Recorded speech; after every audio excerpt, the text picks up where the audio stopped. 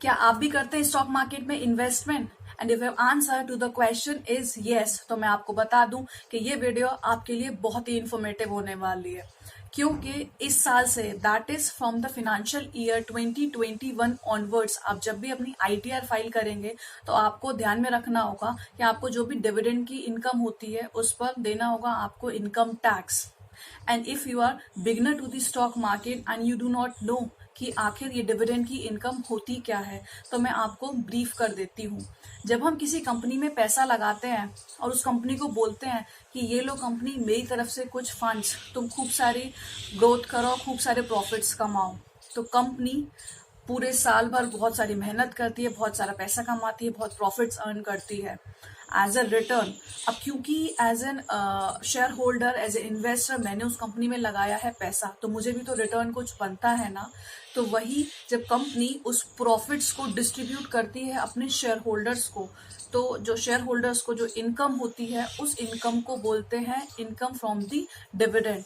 और ये डिविडेंड की income up to the last financial year, that is जो फाइनेंशियल ईयर 19 और 20 था, वहां पे एग्जेम्प्ट होती थी। मतलब अगर मैं एक शेयर होल्डर हूँ, मुझे डिविडेंड की इनकम होती है 10 लाख रुपए तक की, तो मुझे उस पर पिछले साल तक कोई टैक्स नहीं देना पड़ता था। लेकिन बजट आया जब 2020, तो वहां पे निर्मला सीतारमन जी ने corporate dividend tax, that is CDT, जो एक कंपनी को देना होता है, उसको किया अबॉलिश। और अब इस सीडीटी को अबॉलिश करने से एज एन इन्वेस्टर मेरे ऊपर क्या इम्पैक्ट आता है उसको जान लेते हैं। पहले क्या होता था, जो इनकम मैंने आपको अभी बताया कि 10 लाख तक की जो डिविडेंड इनकम थी मेरे हैंड्स में, मतलब कि शेयर होल्डर्स के हैंड में एग्जेम्प्ट होती थी। क्यों एग्जेम्प्ट होती थी? क्या फ्री में ही गवर्नमेंट आपको कोई इनकम हो रही है वो एग्जेम्प्ट कर देगी? नहीं, ऐसा नहीं था।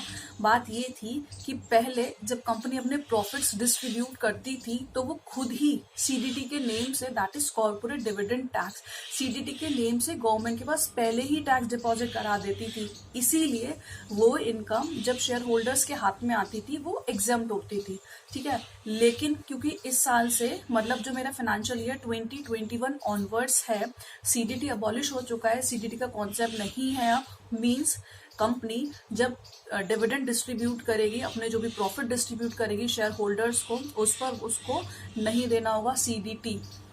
तो अब गवर्नमेंट ने कहा मुझे तो टैक्स चाहिए इनकम पर। अब कंपनी तुम नहीं दे रही हो तो शेयर होल्डर्स तुम टैक्स दो।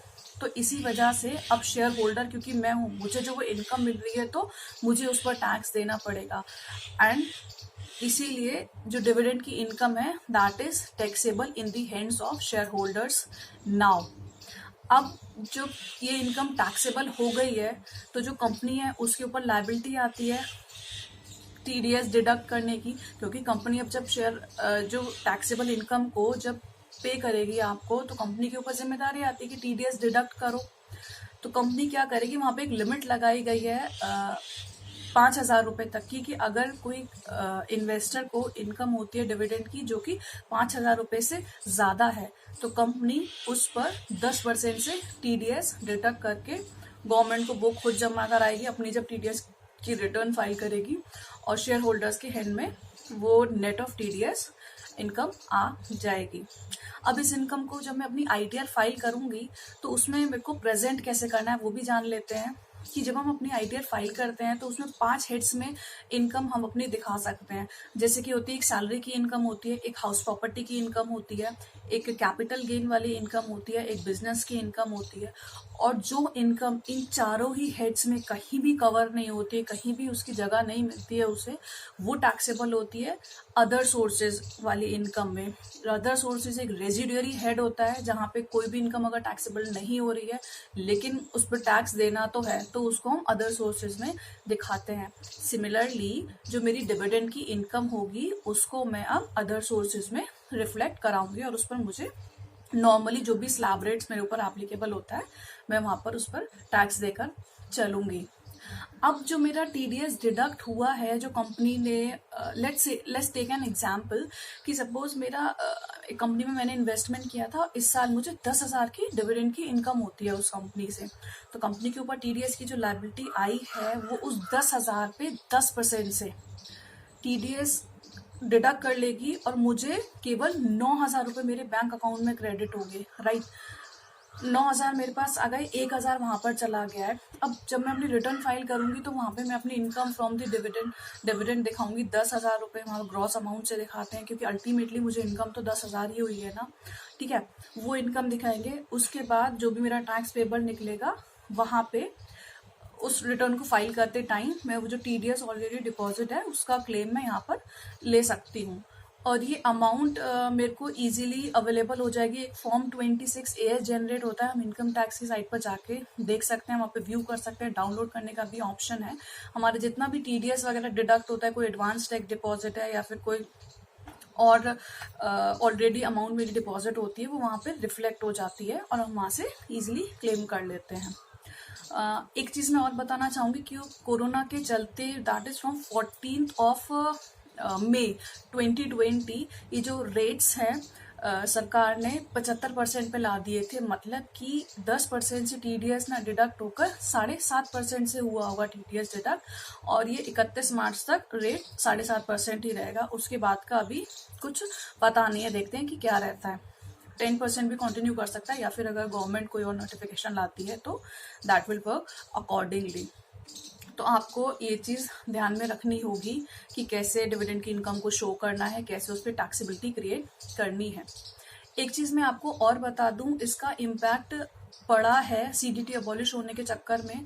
दरअसल होता ये था कि पहले जब कंपनी डिविडेंड डिस्ट्रीब्यूट करती थी तो जो प्रोमोटर्स होते थे उनको सबसे ज़्यादा फायदा होता था, क्योंकि जो प्रोमोटर्स होते हैं वो एक कंपनी में काफ़ी ज़्यादा परसेंटेज ऑफ होल्ड करते हैं। तो उनको कंपनी ने डिविडेंड डिस्ट्रीब्यूट किया, कंपनी उस पर टैक्स पे कर रही है और शेयर होल्डर के हैंड में तो एग्जेम्प्ट ही था। तो जो प्रोमोटर्स होंगे उनको एक बहुत मोटी इनकम होती थी इस डिविडेंड से, तो और उनको टैक्स तो देना ही नहीं होता 10 लाख तक। लेकिन अब क्या होगा, क्योंकि it is taxable in the hands of the share holders, तो प्रोमोटर्स के पास जब डिविडेंड आएगा तो एक बहुत ज्यादा तादाद में उसको टैक्स देना पड़ता है। तो ऑब्वियसली जो शेयर होल्डर्स होंगे वो 30% के स्लैब रेट में ही फॉल करते होंगे, तो उसके ऊपर हैवी टैक्स बर्डन आने वाला है। तो मुझे ऐसा लगता है कि कंपनीज जो हैं अब डिविडेंड कम डिस्ट्रीब्यूट करने का कोशिश करेंगी, क्योंकि जो प्रोमोटर्स हैं वही मेनली वहाँ पे डिसीजन लेते हैं कि भाई कितना डिविडेंड डिस्ट्रीब्यूट करना है एंड ऑल। तो चांसेस हैं कि कंपनी अब कम डिविडेंड डिस्ट्रीब्यूट करेगी। तो अगर आप भी मेरे जैसे छोटे एक रिटेल इन्वेस्टर हैं, छोटा मोटा अमाउंट इन्वेस्ट करते हैं स्टॉक मार्केट में और डिविडेंड की इनकम के लिए करते हैं, तो आप अब आगे से इन्वेस्टमेंट करने से पहले एक बार ये देख ले कि जो कंपनी है उसकी शेयर होल्डिंग कैसे है। प्रमोटर्स की बहुत ज़्यादा अगर होल्डिंग है तो देयर आर चांसेस के डिविडेंड अब कम मिलने वाला है। आई होप कि आपकी काफ़ी क्वेरीज यहाँ पर सॉल्व हो गई होंगे इस बार डिविडेंड की इनकम को लेकर। एंड इसी तरह से मैं आपके लिए और इन्फॉर्मेटिव वीडियो लाती रहूँगी। Till then, good bye, thank you.